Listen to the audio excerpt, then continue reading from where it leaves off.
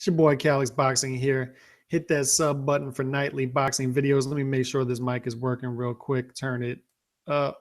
All right, I think we're good now. And leave your comments in the chat section here. I think I finally have the chat working, but we'll see. So if you're watching live, you're one of the live viewers down there, leave a comment in the chat and I'll get to it live on air. If not, leave your comments and I'll read it in the archives when it gets posted on YouTube. Anyway, I was watching Wingy Boxing's video earlier that he did on this topic and was just reading on badlefthook.com. Klitschko versus Fury, the rematch looks like it's up in limbo. Look, I'm so tired of stuff like this, man. At the end of the day, I'm against whatever obstacle is in the way of good fights getting made.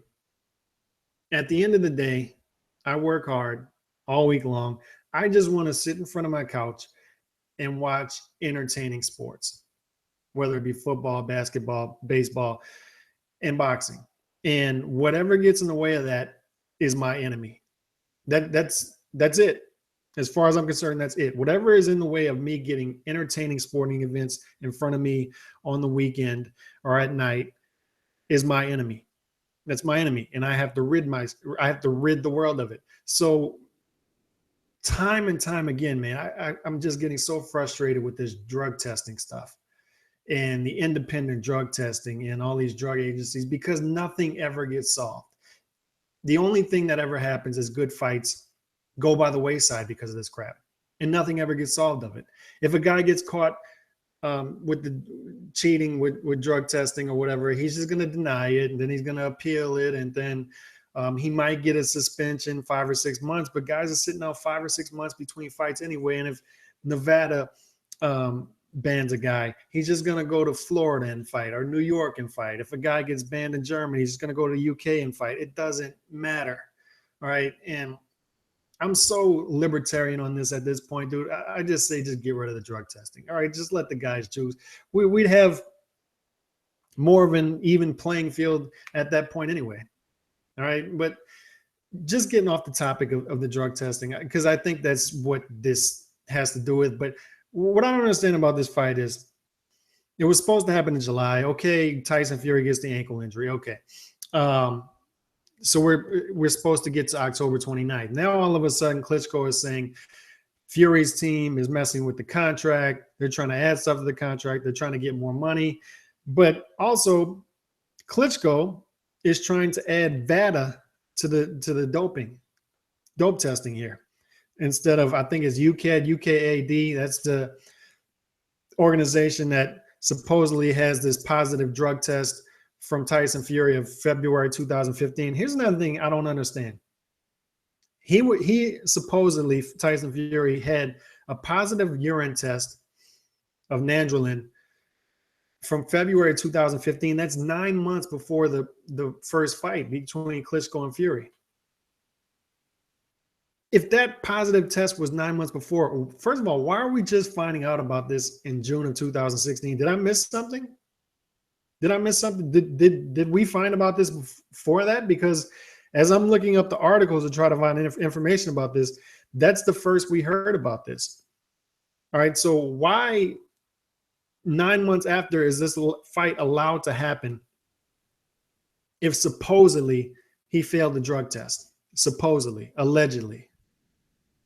And that's another thing I don't understand. Like if guys are testing, like when I was with hailstormsports.com, we were the ones who broke the news of Eric Morales testing positive for banned substances multiple times before he fought Danny Garcia the day before the fight, and the fight still went on. I was the one who actually notified New York State Athletic Commission about it. I called them that day. They had no idea what I was talking about.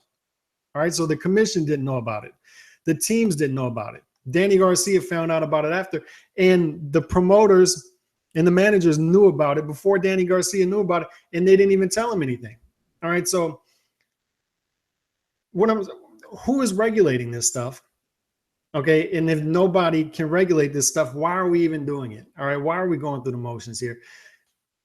The drug testing just bothers me to no end.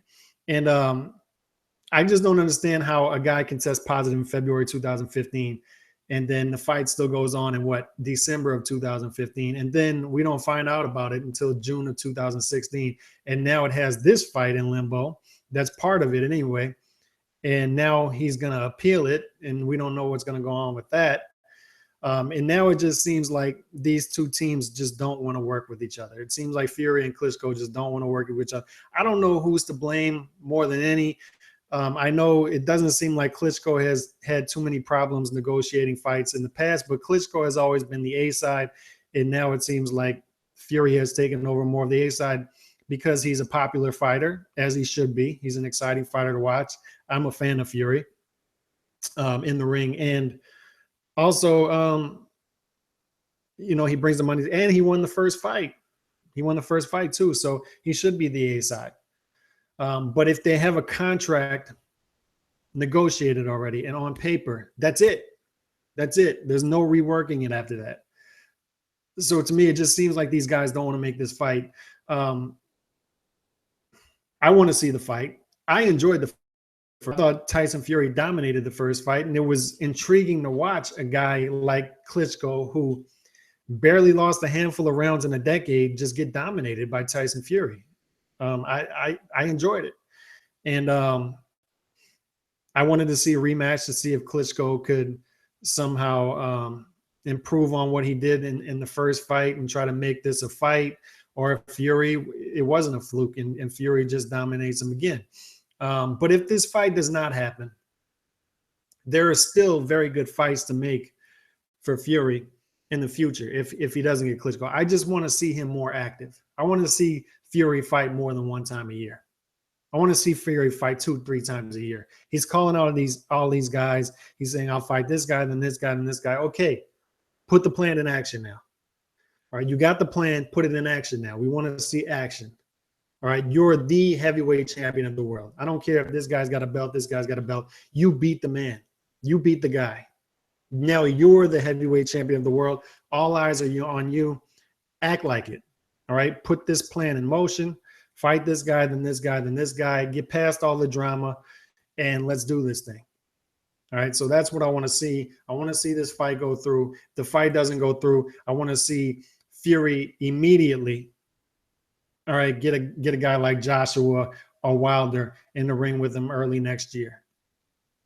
All right, and if this fight doesn't happen for Klitschko, I don't know where Klitschko goes from there. There are guys for Klitschko to fight too, but if you lose, you want to avenge that loss. So I don't know. I'm just so frustrated with all this drug testing stuff, all these guys messing around with contracts, and it's frustrating.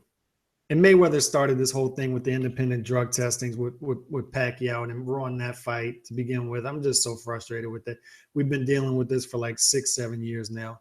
Just fight. Damn it, man. Just fight. I'm against whatever stands in the way of me getting good sporting events in front of me. That's what I'm against. So if drug testing is blocking me from getting good fights, to hell with the drug testing. Oh, Calix, you don't care about fighting? No, I don't. I am a boxing fan. I want to see good fights. Period. Point blank, period. Peace.